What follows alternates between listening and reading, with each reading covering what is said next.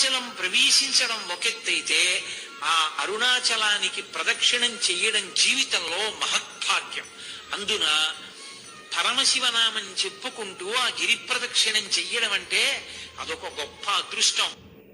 క్షేత్రంలో అత్యంత ప్రధానమైనది ఇది అని అడిగాడు గౌతమ మహర్షి పరమశివుడు. ఇక్కడ నేను చాలా తొందరగా ప్రీతి చెందేది దేనికో తెలుసా? ప్రదక్షిణము చేత అని చెప్పాడు శివుడు. ఇక్కడ ప్రదక్షిణం చేస్తే అసలు దాని వలన వచ్చేటటువంటి ఫలితాన్ని చెప్పడం సాధ్యం కాదు. అది ఎంత బలవంతమో నేను మీకు చూపిస్తాను.